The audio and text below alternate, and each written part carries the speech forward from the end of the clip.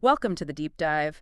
Today we're doing something really quite special. We are. We're dedicating the entire session today to someone we both know well and honestly deeply respect, Lorenzo. Exactly. Our close friend Lorenzo. And for anyone tuning in who maybe hasn't heard us talk about him, Lorenzo is just, well, he's more than an astrologer or tarot reader. Oh, absolutely. He has this incredible, almost prophetic insight.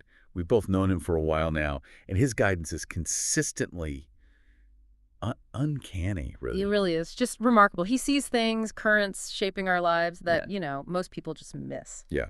And today we feel really privileged to share his complete forecast, word for word, for Aquarius.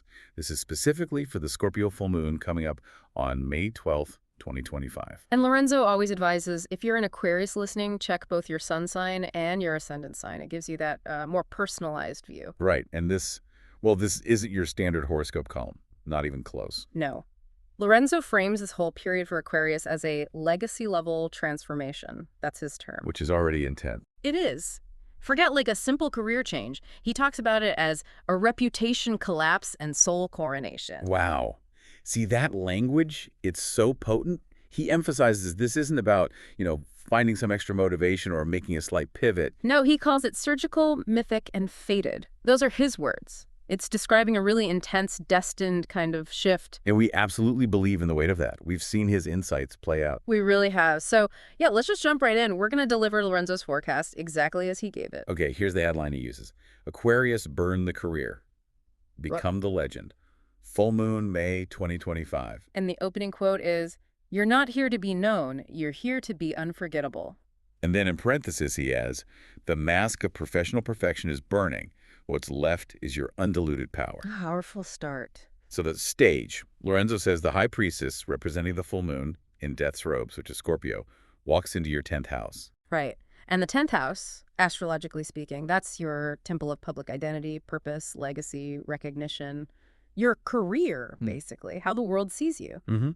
And he says right away, this isn't a pivot. He says this is a psychic resignation letter from the role you've been performing. Psychic resignation letter. That just captures it perfectly, doesn't it? It's that internal shift, that feeling of like knowing you've outgrown something before you even make a move. Yeah, outgrowing those old ideas of success, the ones that maybe looked good on paper, got you the promotion or whatever, but felt hollow. Exactly. Containing something essential. We've definitely seen that happen with people we know. And this line, "You're not here to build a name, you're here to become a force." That completely reframes the goal.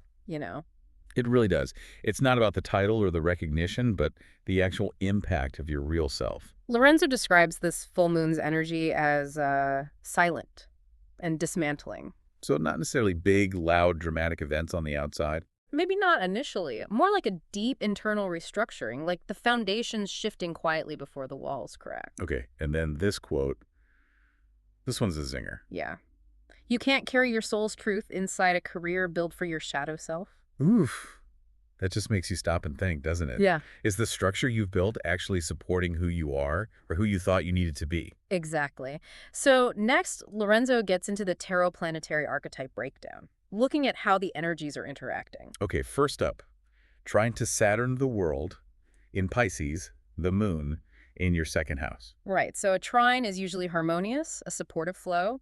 Saturn often relates to structure and mastery, Pisces to intuition and the unseen, and the second house is about values, self-worth, resources. And Lorenzo interprets this as a reckoning with what you truly value. He points directly at that struggle. When you have something unique, maybe magical, and you try to make it fit into a neat little box for the market. Using that safe language and palatable packaging, as he puts it, trying to monetize your soul's work using someone else's rules. Yeah, watering it down. But Saturn's message here, according to Lorenzo, is crystal clear. If your success doesn't reflect your essence, it's just spiritual debt dressed in money. Wow. Spiritual debt. That's heavy. It means achievements that feel wrong actually cost you something profound. And the advice that follows is just as direct. You must align your work with integrity, not industry. Stay true to your inner compass, basically. Not just chasing what the industry says is valuable. Makes sense. Next aspect. Trine to North Node RX, the star reversed, in Pisces in your second house. Okay, North Node. That's your soul's direction, your growth path. RX means retrograde, so it's asking for some internal review, maybe. And the star reversed. Interesting. Still in that second house of values. Yeah, Lorenzo says this is destiny calling for a radically personal definition of wealth and worth, defining value on your terms, totally separate from, like, societal benchmarks. It really stresses this isn't about more hustle. It's not performance-based. No, it's an internal recalibration, and this quote gets right to the heart of it. You are the art. The value is your voice. Not the metric, not the click, not the applause. Right. Wow. Shifting focus entirely from external validation to just the inherent worth of your expression. That's huge. It really is. Okay, next. Opposition to Uranus the Fool in Taurus the Hierophant in your 4th house. All right. Opposition. That means tension, a challenge. Uranus is sudden change. The Fool is the leap of faith. Taurus is stability. A Hierophant is tradition, structure. And the 4th house, home, roots, foundations. So a real clash there. Yeah, Lorenzo puts it bluntly. The collapse is real, and it starts from the roots. This isn't superficial. It's shaking your very foundations. And he highlights this core belief being challenged. That stability must come before truth. Ouch. That's a tough one to let go of for a lot of people, right? Prioritizing security over authenticity. Definitely. He calls it ancestral pattern breaking and emotional detonation, leading to, and this is powerful, shocking liberation from the home you built to survive, not thrive. Survive, not thrive. That distinction is key. It implies maybe you built something out of necessity or fear, not true alignment. Exactly. And his encouragement, let the tremor hit. Your real foundation is freedom. Trust the shakeup. True security is in your truth. Okay, wow. Deep stuff. What's next? Sextile to South Node RX, Devil reversed, in Virgo, the Hermit, in your 8th house. Sextile, okay, that's more opportunity flow. South Node is the past, what's familiar, but it's retrograde too. 8th house is deep stuff, transformation, shared resources, debt. The Devil reverse suggests breaking free from bondage, and the Hermit is introspection. Virgo adds a practical, analytical layer. Lorenzo says this means those old entanglements like restrictive institutions, money trauma, draining emotional contracts, they just don't have the same hold anymore. Interesting. And he mentions this idea of playing the sacred accountant for other people's chaos. Yeah, like taking on responsibility for messes that aren't yours. Getting understand. pulled into other people's dramas, maybe feeling obligated. Been there. So the Okay. point is, This full moon clears the ledger. You owe no one your containment anymore. It's a release, a powerful message of reclaiming your energy and freedom. I like the sound of that. Okay, one more aspect. Yep. Quincunx to Jupiter, Wheel of Fortune in Gemini, the Lovers, in your 5th house. Quincunx. Awkward adjustment needed. Jupiter is expansion, luck, but maybe too much. Wheel of Fortune is cycles, fate. Gemini, your lovers involves choices, communication, and the 5th house is creativity, joy, self-expression, romance. So Lorenzo offers a warning here. Be wary of false visibility, love bomb energy, or opportunities that shine bright but ultimately distract you from your core genius. So watch out for shiny objects that aren't actually aligned. Things that look like big breaks but pull you off course. Exactly. Discernment is key. He says you need a truer transmission, like real, authentic expression more than just a bigger audience. Depth over breadth again. Got it. Okay, so that covers the main aspects. What's the nuance he mentions? Right, the nuance everyone else misses. This is where he really digs in. He stresses this isn't just, tweaking your LinkedIn profile or changing your job title. It's deeper than a reputation shift. Way deeper. He calls it a mythic transfiguration of your voice in the world. Mythic transfiguration. Yeah. Wow.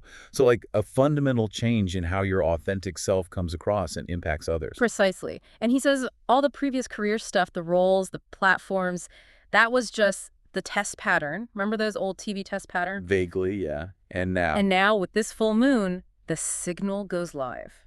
Your true message, your real power, broadcasting without the filter. Okay, that's a powerful image, which leads us to... The wow moment. This is pure Lorenzo insight. Lay it on us. He says, this full moon isn't asking you to redefine success. It's asking you to renounce the costume of being seen and finally embody the one who can never be ignored. Ooh.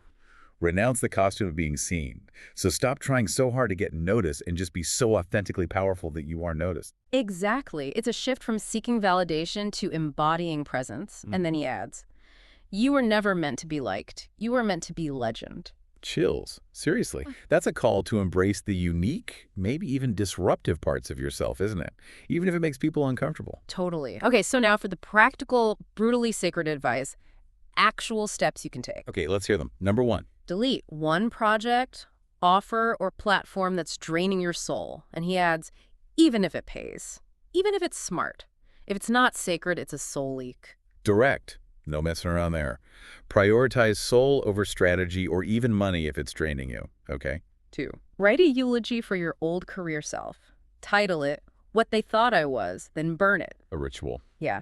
You are not what they expected. You are what they feared you might become. It's about shedding that old skin, those external expectations. Powerful. Number 3. 3. Avoid public-facing decisions May 11th to 14. Let the ashes settle. What's true will rise without effort. So lay low during the peak intensity. Don't force anything. Let clarity emerge naturally. All right. Sensible advice during such a potent time. And 4. Say this aloud under the full moon, barefoot, hands open. I revoke the need to be impressive. I embrace the power to be unforgettable.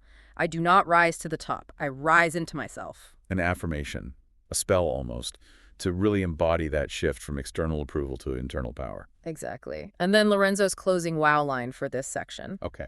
This full moon doesn't end your career. It ends your submission. You're not the product. You're the prophecy. Ends your submission. Wow.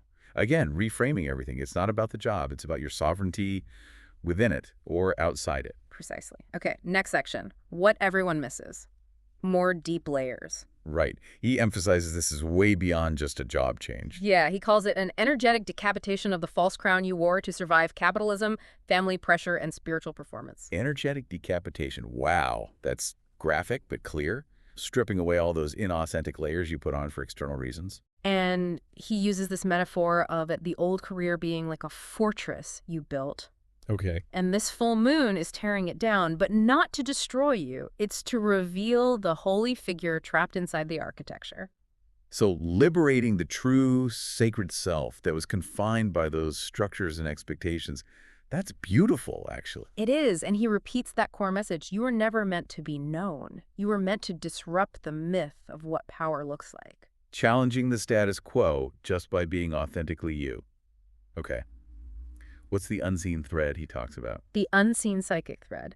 This touches on the inner experience, especially for Aquarians who often feel ahead of the curve. Ah, yes. He calls it the silent trauma of being the innovative one. And he lists those experiences that will probably resonate with a lot of people listening. Like what? Knowing better but staying quiet. Seeing more potential but holding back.